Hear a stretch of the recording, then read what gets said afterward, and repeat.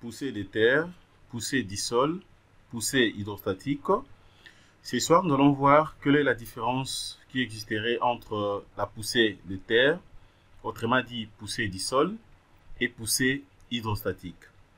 Nous allons répondre à une question rapidement de l'ingénieur Hervé. Ok, je crois que si vous vérifiez bien parmi les vidéos ou des tutoriels que je viens de poster récemment ici, vous allez comprendre déjà la différence. Étant donné que notre abonné a posé cette question, j'aimerais que nous puissions répondre rapidement par rapport à ça. Comme ça, vous allez comprendre comment ça fonctionne.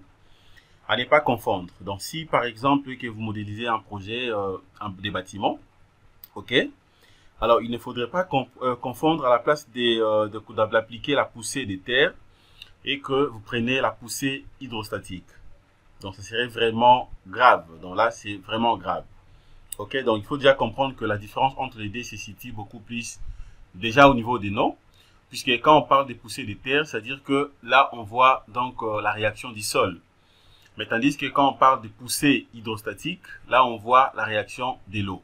Donc ça se diffère. Et même l'application de charge aussi se diffère. Donc dans cette vidéo, vous allez comprendre comment utiliser les deux types de poussées.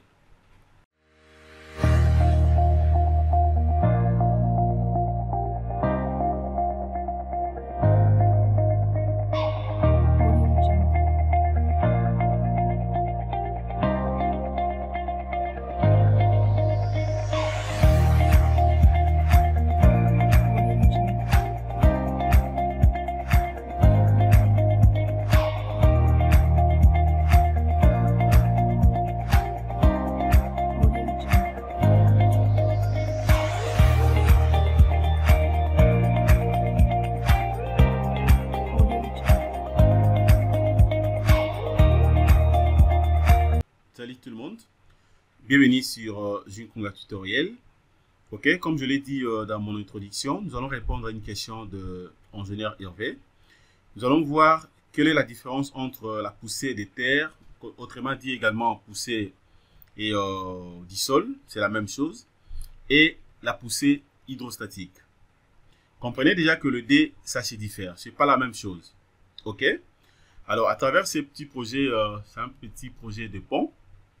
C'est un petit projet de pont droit. Je vais vous montrer comment appliquer la poussée de terre et comment appliquer la poussée hydrostatique. Premièrement, je vais commencer avec la poussée de terre et après on pourra finir avec la poussée hydrostatique. Déjà, par rapport à la différence, il faut comprendre qu'on parle de poussée de terre lorsqu'il y a la force de la terre, donc du sol. Mais tandis que la poussée hydraulique, c'est lorsqu'il y a la force ou la pression de l'eau. Ok, donc regardez comment ça fonctionne. La première des choses à faire, c'est quoi? Je suis obligé d'abord de définir les cas de charge. Ok, donc je viens là, je vais définir d'abord les cas de charge. Tout ça, je peux supprimer. Voilà, je supprime ça puisque je ne veux pas que ça soit là par défaut. Je viens, je prends cas de charge. Voilà, premier cas de charge que moi je vais définir, ça sera donc la poussée du sol ou la poussée des terres. Ok, donc elle est de nature permanente. Je mets tout simplement poussée de terre. Voilà, j'ajoute. Deuxième cas de charge, ça sera maintenant la poussée hydrostatique. Je mets là poussée hydrostatique. Voilà, elle est de nature aussi permanente. J'ajoute également. Et puis je ferme. Alors, si je vais maintenant appliquer la poussée de terre, ce que je fais, c'est quoi? Je viens là, je vais prendre poussée de terre. OK? Et après, je viens ici. OK? Donc, ça dépend en fait de la manière dont vous allez procéder. Je viens là, je prends chargement. Autre charge. Je descends, je prends sol, charge par sol. Je clique. À ce niveau ici, maintenant, je peux définir directement, soit mettre le numéro des panneaux, mais je suis obligé de voir d'abord l'essence. Ok, donc je dois utiliser le repère local ici. Donc je viens là, je prends structure, caractéristiques additionnelles, je prends orientation du repère local des panneaux. Voilà, déjà allez-y comprendre que dans ce sens, ça allait être un peu compliqué pour moi d'appliquer correctement la poussée des terres ici, puisque la réaction, ça va donc de l'intérieur vers l'extérieur. Ok, tandis que la poussée, que moi je vais appliquer ici, donc ça va de l'extérieur vers l'intérieur, puisque partout ici, on aura donc de l'eau. Et donc, je suis obligé de changer cette disposition. Ok, pour le faire, je viens là, je vais cliquer sur inverser l'orientation de l'axe Z donc du local, du repère local. Je sélectionne ça et puis je viens, je clique. Ok, dès que je clique, j'applique. Voilà, regardez maintenant là, je viens de changer donc l'orientation. De l'autre côté ici, c'est bon, il n'y a pas de problème. Ok, voilà. Alors maintenant, ce que je fais, c'est quoi? Ça, je peux fermer, tout comme je peux laisser, puisque j'aurai également besoin de ça. Je viens là, je clique là-dessus. Voilà, c'est un pont droit. Donc, maintenant ici, je viens cliquer directement sur paramètres. Je peux déjà soit mettre le numéro de kilé. Je sais que c'est le numéro 1. Donc, je mets le numéro de kilé. Je clique sur paramètres. Je vais définir rapidement les différentes couches du sol. Je me dis ici, j'ai 3 types de couches. Bon, je peux prendre ici, ça dépend. Je prends argile et limo mou comme première couche, argile et limo et ferme. Et puis troisième, je prends argile et limo très ferme. Bon. La nomenclature ici, je peux modifier, hein, ça dépend de moi. Je peux mettre même argile 001, ok, argile 002, mais je sais très bien que ce sont des couches différentes. Argile 003. Voilà, la profondeur ici, je me dis, là, je peux prendre 1,50 m pour que le total, je puisse avoir 2,50 m, ça sera 2,50 m. 2,50 m, bon, je dis c'est bon. Bon, je peux prendre 3 mètres. Donc là, je prends 2 mètres. Pour que je puisse avoir un total de 3 mètres. Là, ça fait 3 mètres. C'est bon déjà pour moi. Alors, maintenant, ce que je vais faire, c'est quoi ici? Et la poussée, ici, maintenant, vous avez donc la pression active. De l'autre côté, vous avez la pression passive, bien sûr, de la poussée. Alors, moi, je vais travailler avec la pression donc nette qui est bien sûr au milieu. Et le niveau du sol, c'est pas défini. L'inclinaison du sol, si je vais avoir, et donc l'inclinaison du sol, c'est juste question de venir définir directement l'angle ici. L'inclinaison du voile également, je peux mettre l'angle, mais moi je vais travailler avec avec les angles de 0 degré, donc pour avoir, ça sera donc vertical. Ok, donc je laisse ça comme ça. C'est bon déjà pour moi. Je viens sur chargement. Je viens sur chargement ici. Ici, je peux définir. Ok. J'ai plusieurs possibilités. Je peux définir soit je prends la pression de 10 kN par mètre cube. Je prends ça comme ça. Ça sera donc uniforme. Donc je prends, disons comment. Je prends la pression de 10. Ok. De l'autre côté aussi, je vais prendre de 1 à 1. Donc pour que ça commence d'ici jusqu'à de l'autre côté. Ça sera donc en kilopascal ici, hein. C'est en kilopascal par rapport à l'unité que je suis en train d'utiliser. Et puis, j'ajoute, voilà. Là maintenant, direction d'application de la charge, conforme au système local des surfaces. Je vais que ça suit exactement les systèmes local des surfaces que moi j'ai changé la direction. Je viens là, j'applique. OK. Parce que c'est déjà défini. Il faudrait que ça soit d'abord défini, le numéro là. Si le numéro n'est pas défini, vous aurez des soucis. Attendez, je vais rentrer d'abord là. Je vais modifier un truc. Ce qui me concerne ici, bon, je peux travailler d'abord avec les poids normaux. Je ferme. Je réponds à la sélection. Là, je suis en train de voir ici que l'essence ne pose pas du tout des problèmes. Tout est correct. Bon, je peux tout simplement reprendre l'opération ici pour la poussée des terres. Voilà, donc la poussée est là. Alors, je reprends d'abord la sélection. Je sélectionne ce qu'il est. Et le numéro apparaît ici. OK. Maintenant, je viens là. Je clique sur paramètres. Voilà, je laisse ça comme ça, c'est bon. Argile, voilà, ça c'est OK. Alors, comme je l'avais dit au début là, je refuse d'avoir l'inclinaison. Je laisse comme ça, c'est bon. Au niveau de la charge ici, je prends la valeur de 10. Une charge uniformément répartie.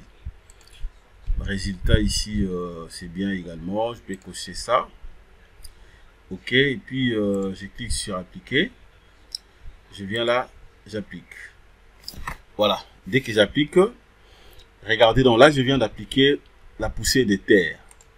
OK. J'ai déjà appliqué la poussée de terre ici. Alors, je vais faire la même chose aussi de l'autre côté. Donc, je vais sélectionner maintenant ce qu'il est. Sélectionne. Les numéros, c'est le numéro 273. Donc, je mets là 273. OK. Et puis, je peux directement appliquer ici. Voilà. J'applique de l'autre côté également. OK. Donc, regardez à quoi ça ressemble. OK. Alors, pour faire simple, je vais supprimer même mes lignes de construction pour que ça soit bien visible, hein, puisque j'ai l'impression que ça m'empêche de bien voir les projets. Voilà. Tout est supprimé. Là, c'est OK. Vous voyez? Donc, déjà ici, vous avez un aperçu clair à ce qui concerne la poussée des terres que j'ai appliqué ici. De l'autre côté, vous avez aussi la poussée des terres. Alors, maintenant, nous allons voir comment appliquer la poussée hydrostatique. Avec ça aussi, c'est sympa. Je vais faire quoi maintenant ici? Ça, déjà, je finis avec ça. Je ferme. Je peux enlever également ça. Je prends des X, donc X, Y comme axe. Voilà, je vais descendre au niveau de la base. Ok, là, je suis justement au niveau de la base. Je suis en train de voir un peu un truc ici. Voilà, il n'y a pas de problème. Bon, je peux aller d'abord en 3D. Ok, c'est bon également. Même en 3D, j'ai pas de problème. Si je prends X, Y, la base, je descends encore. Voilà, je descends ces niveaux. Je vais cacher d'abord le valeur. Maintenant, je vais créer justement un petit radier ici. Je crée un petit radier qui pourra m'aider de bien appliquer la poussée hydrostatique. Ok, comment je vais faire ça? Je viens là, je vais prendre dalle.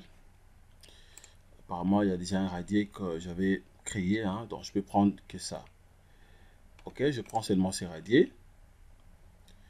Je prends que ces radiers, bon, si je peux aussi diminuer, voire même son hauteur. Bon, en titre d'illustration, je peux prendre que 50 cm. Je viens maintenant modéliser, je prends un rectangle. Dans le premier point, je suis là. Deuxième, puis troisième point là. Ok. Puis je ferme. Je peux maintenant aller en 3D. Voilà. Ça, c'est la configuration avec les radiers que j'ai placés ici. D'abord, je suis obligé de sélectionner d'abord ces radiers. Je viens ici, je prends analyse, maillage, option de maillage, la méthode de Delaunay. Ici, je vais diminuer tout simplement la taille des mailles. Je prends 0.30. Ok, je prends 0.30. Option avancée. Je prends 3 nez exact.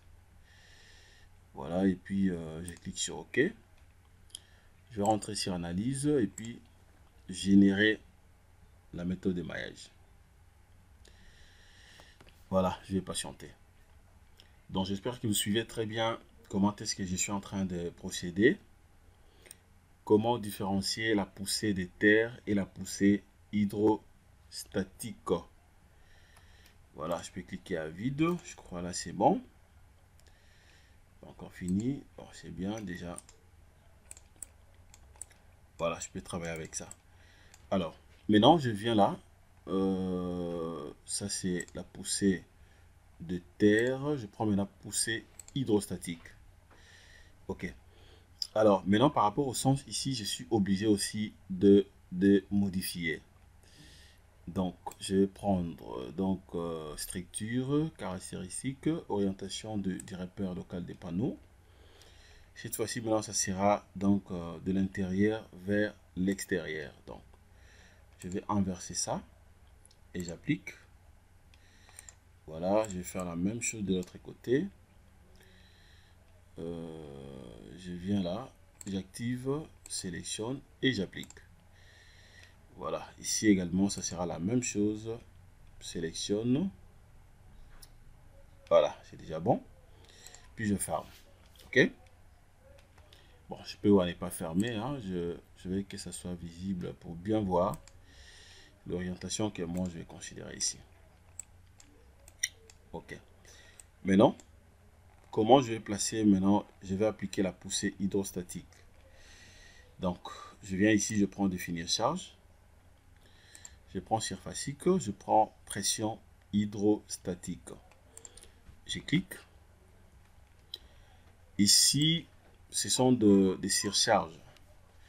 Ok, ce sont des surcharges, pression partie constante, dit à la pression uniforme.